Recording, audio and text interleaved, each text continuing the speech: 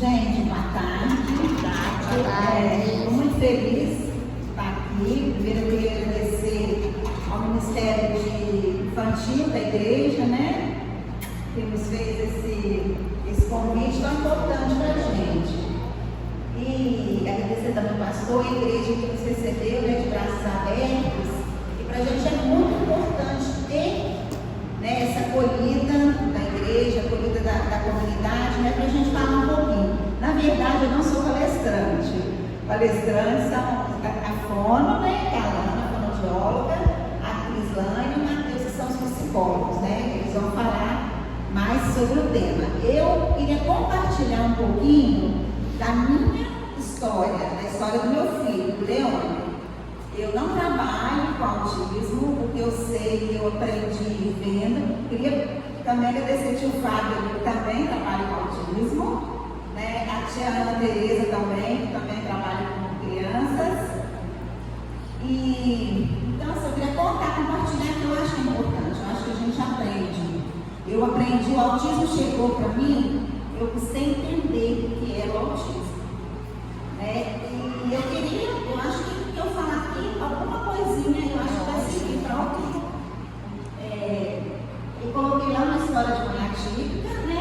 Como o autismo chegou. Na verdade, uma história começou, pode passar mais uma história começou, eu tinha um filho já, meu primogênito, lindo, maravilhoso, já atrás, eu lembro. E aos 43 anos eu fiquei grávida novamente, foi uma gravidez não planejada. E assim, foi um choque, porque a gente, né, 43 anos, meu Deus, e agora como que vai ser? Esperava assim várias coisas, mas nunca o diagnóstico de uma criança autista, até porque eu não sabia que era autismo. Né? Eu me lembro assim, foi uma gravidez tranquila, dentro de 43 anos, não teve muita intercorrência, fui tranquila. E no dia 10 de 10 de 2014, chegou o Leone às 6h30, mais ou menos, da noite. E olha só, eu coloquei sinais e sintomas, vou contar uma experiência, tá, gente? De cada uma de mãe, você vai ouvir história diferente, vou contar a minha história. Por que eu coloquei sinais e sintomas? Porque eu acho que ali, depois eles vão falar melhor, eu acho que não tem negócio, a criança pega autismo. Eu acho que o Leone nasceu realmente autista. Eu me lembro perfeitamente, a minha sobrinha ficou comigo, ela é enfermeira. E o Leone, desde que nasceu, ele chorou a noite inteira. Aí ela fala assim, tia, a criança chora, mas não chora assim. Tia, ele está chorando muito. Enfim, Leone chorou. Naquele dia, de 10h30 até 1h30 da madrugada, praticamente todos os dias. Acho que já era alguma coisa que incomodava. Eu tenho 2 irmãos médicos, eu levava mensalmente nas consultas e o médico falava assim, esse mesmo é cólica, cólica tá tudo bem, o pigar dele, né, que a nota que dá o nascimento é boa, isso aqui não, tá tudo bem.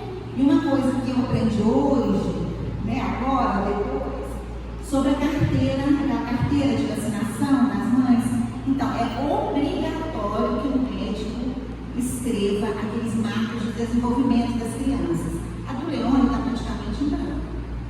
Então, hoje, já é uma informação que a gente passa para as mães, para as avós. Não, vai no pediatra, escreve aqui, eu quero que você escreva. Eu não sabia, né? Porque não parecia importante para mim. Não tinha conhecimento. E hoje o estado do Paraná já é obrigatório, já é lei. Então, já é uma coisinha assim, para chamar a atenção. E ia, né, nas visitas e tal, estava tudo bem, Quando ele fez 1 ano e 4 meses, eu fui de novo no médico, como eu ia todo mês. Não, Leone não tem nada, isso é cólica. Eu, cólica? E era sempre o mesmo horário, de 22h30 até 1h30 da manhã. Como assim? Cólica? Eu vou trocar de médico, porque está alguma coisa errada. E minha mãe, né, a avó, agora em Minas, ela virava para mim e falava assim, quando eu ia em Minas, minha filha, o Leone tem um olhar constante, um olhar vago, tinha dia que ela só olhava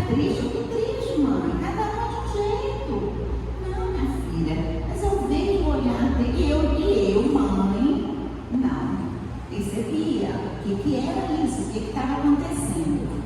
Esse foi a primeira pessoa que chegou perto de mim e falou que a coisa mais difícil é alguém ter coragem de chegar perto de você e falar. Depois todo mundo falou assim, quando que eu recebi o diagnóstico, tá? Aí a pessoa fala assim, tinha isso, eu vi isso, mas ninguém me falou. Aí eu tomava para mim e falava assim, porque você tinha suas verdades. Por exemplo, o Lênin teve atrás de fala, a Leone também não falava. Falando que cuidou do Lênin. Então, como o Leone não falava, mas o Lênin também não falava, demorou a falar.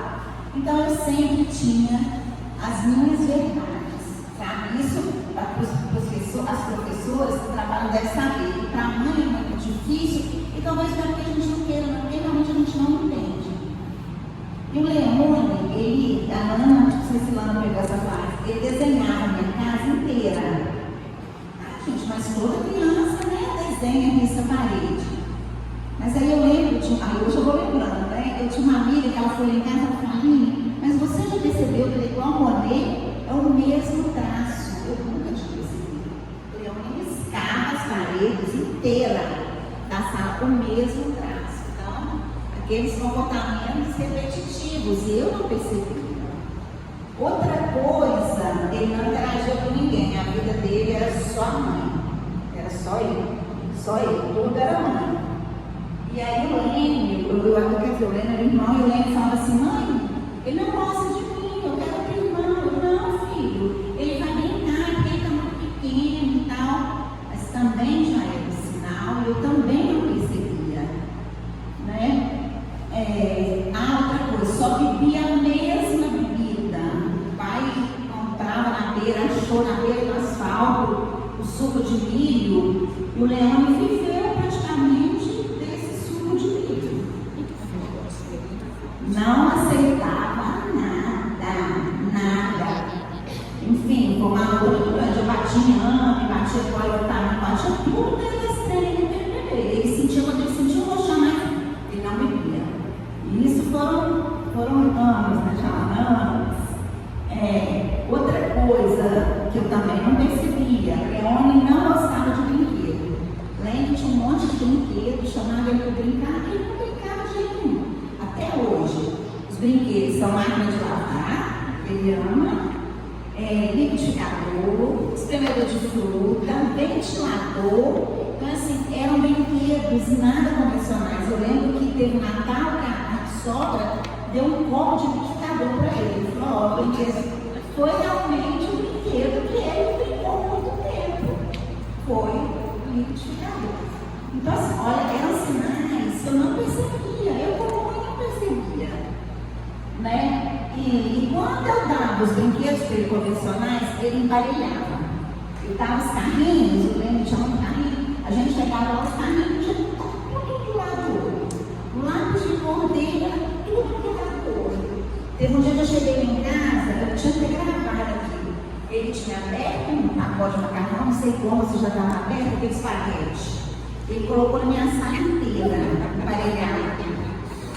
Gente, foi uma cena. Eu cheguei e falei, o que é isso? Eu tenho que ver essa bagunça. Quando eu vi que estava muito emparelhado, assim, muito direitinho, deu trabalho. Era a obra de arte do Leone. Já terminou. Que você pegar uma altura e você chegar, tá bom? Você nem vai ter, não vai entender, você vai conseguir, você vai acabar.